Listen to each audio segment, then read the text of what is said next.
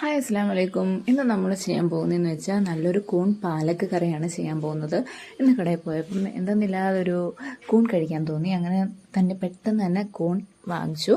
അങ്ങനെ എൻ്റെ കൂടെ നോക്കിയപ്പോൾ പാലക്കും കൂടെ ഇരിക്കുന്നത്. അന്നേരം പിന്നെ രണ്ടും കൂടെ പൊളിയാവത്തില്ലേ കറി വെക്കുകയാണെന്നുണ്ടെങ്കിൽ. അങ്ങനെ ഈ ടൈപ്പ് ആദ്യം ഞാൻ കാണിച്ച ടൈപ്പ് മഷ്റൂം ആയിരുന്നു എനിക്ക് കിട്ടിയിരുന്നത്. അങ്ങനെ അത് നല്ലതുപോലെ കട്ട് ചെയ്ത് വൃത്തിയാക്കി വെച്ചിട്ടുണ്ട്.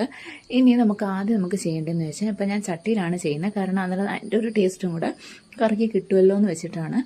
ചട്ടി നല്ലതുപോലെ ചൂടായിട്ട് ഒരു 2 ടീസ്പൂൺ വെളിച്ചെണ്ണ ഒഴിച്ചിട്ടുണ്ടായിരുന്നു. എന്നിട്ട് അത് നല്ലതുപോലെ ചൂടായപ്പം ഒരു 1/2 ടീസ്പൂൺ കടുകും കൂടി ഇട്ടിട്ട് നല്ലതുപോലെ പൊട്ടുന്നവരൊന്ന് വെയിറ്റ് ചെയ്തു.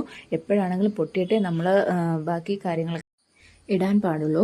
എന്നിട്ട് ഞാനൊരു 1 ടീസ്പൂൺ ഇഞ്ചിയും വെളുത്തുള്ളിയും കൂടി ഇട്ട് നല്ലതുപോലെ ഒന്ന് ഇളക്കി കൊടുത്തിട്ടുണ്ട്. എന്നിട്ട് 4 സവാള ചെറുതാക്കി അരിഞ്ഞത് നല്ലതുപോലെ അരിഞ്ഞ് എടുത്തിട്ടുണ്ട്. എന്നിട്ട് പിന്നെ ഒരു 2 പച്ചമുളകും കൂടി ഇട്ട് നല്ലതുപോലെ ഒന്ന് വഴറ്റിയെടുക്കുക. എന്നിട്ട് ഞാനിപ്പം ഉപ്പ് ഒഴിച്ചേക്കുന്നതെന്ന് വെച്ചാൽ ഉപ്പ് ലായനിയാണ് ഒഴിച്ചേക്കുന്നത്. ചിലർക്ക് വിചാരിക്കും ഇതെന്താ വെള്ളം എടുത്തൊഴിക്കുന്നതെന്ന് ചിലർക്കൊരു ഡൗട്ട് വരും. പക്ഷേ ഇത് ഉപ്പ് ലായനിയാണ്. ഉപ്പ് വെള്ളത്തിലിട്ട് അലിയിച്ച് വെച്ചിരിക്കുന്നതാണ്. അങ്ങനെ അതൊരു 2 ടീസ്പൂൺ ഒഴിച്ചിട്ടുണ്ട്. ഓരോരുത്തരുടെ ഉപ്പിൻ്റെ അനുസരിച്ച് ഒഴിച്ചാൽ മതി. പിന്നെ അല്ലാതെ ഉപ്പിട് വേണമെന്നുണ്ടെങ്കിൽ അല്ലാതെ ഇടാം. അങ്ങനെ ഇത് നല്ലതുപോലെ ഒന്ന് ഒരു 5 മിനിറ്റ് അടച്ചു വെച്ചൊന്ന് വേവിക്കുക ചെറുതീയിൽ. അപ്പോഴത്തേക്ക് സവാളയൊക്കെ നല്ല വെന്ത് വന്നിട്ടുണ്ട്. ഇനി ഇതിലേക്ക് നമുക്ക് ആവശ്യമായിട്ടുള്ള പൊടിയും കാര്യങ്ങളൊക്കെ ഇടാം.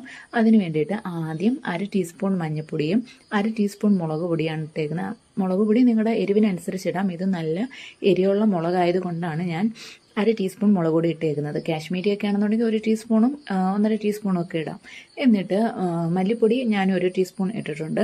പിന്നെ 1 ടീസ്പൂൺ ഗരം മസാലയും കൂടി ഇട്ട് നല്ലതുപോലെ ഒന്ന് ഇളക്കി കൊടുക്കുക. നല്ല ആ പച്ചമണമൊക്കെ ഒന്ന് മാറി വരണം. എന്നാലും നമുക്ക് കൂണ് ഒക്കെ അതിനകത്ത് ഇടാൻ പറ്റത്തുള്ളൂ.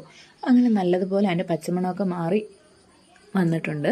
എന്നിട്ട് അതിലേക്ക് ഞാൻ ഒരിത്തിരി വെള്ളം കൂടെ ഒഴിച്ച് ഒന്നും കൂടെ ഒന്ന് ഇളക്കി എടുത്തിട്ടുണ്ട്. കാരണം കൂണ് ഇടുമ്പോഴത്തേക്ക് ആ മസാലയൊക്കെ ആ കൂണിനകത്തൊന്ന് പിടിക്കണമല്ലോ. അതിന് വേണ്ടിയിട്ട് നല്ലതുപോലെ ഒന്ന് ഇളക്കി എടുത്തിട്ടുണ്ട്. നല്ലതുപോലെ ഉള്ളി വാടിയാലേ എത്രത്തോളം ഉള്ളി വാടുന്നു അത്രത്തോളം നല്ല ടേസ്റ്റ് ആയിരിക്കും കറി. അങ്ങനെ നല്ലതുപോലെ വാടിക്കിട്ടിട്ടുണ്ട്. എന്നിട്ട് ഞാൻ നേരത്തെ കഴുകി വൃത്തിയാക്കി അരിഞ്ഞു വെച്ചേക്കുന്ന കൂണും ഇതിനകത്തേക്ക് ഇട്ട് കൊടുത്തിട്ടുണ്ട്. ചെറുതായിട്ടാണ് ഞാൻ അരിഞ്ഞു വെച്ചേക്കുന്നത്. വലുതായിട്ട് മുഴുവനെ അത് കണക്കിടണമെന്നുണ്ടെങ്കിൽ അത് കണക്കിടാം. അവരവരുടെ ഇഷ്ടമാണ് അതൊക്കെ. അങ്ങനെ ചെറുതാക്കി അരിഞ്ഞത് ഞാൻ ഇതിനകത്തോട്ടിട്ടിട്ട് നല്ലതുപോലെ ഒന്ന് ഇളക്കി കൊടുക്കുന്നുണ്ട്.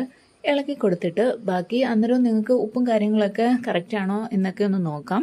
പിന്നെ ഇതിലേക്ക് കുറച്ച് ബാക്കി കറിവേപ്പിലയോ മല്ലിയിലയോ ഒന്നും ഇടേണ്ട ആവശ്യമില്ല. കാരണം നമ്മൾ ലാസ്റ്റ് പാലൊക്കെ ചേർക്കുന്നുണ്ട്. അതുകൊണ്ട് അതൊന്നും ഇട്ടില്ലെന്നുണ്ടെങ്കിൽ കറിക്ക് നല്ലൊരു ടേസ്റ്റ് കിട്ടും.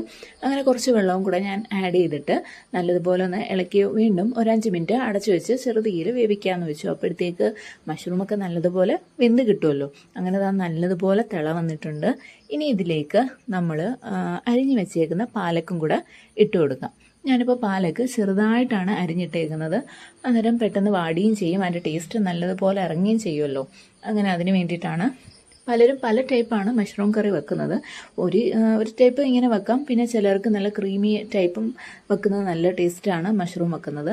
ചിലർക്ക് മസാല ടൈപ്പ് തന്നെ വേണമെന്നുണ്ടെങ്കിൽ ഇതാണ് കൂടുതലും പ്രിഫർ ചെയ്യുന്നത്.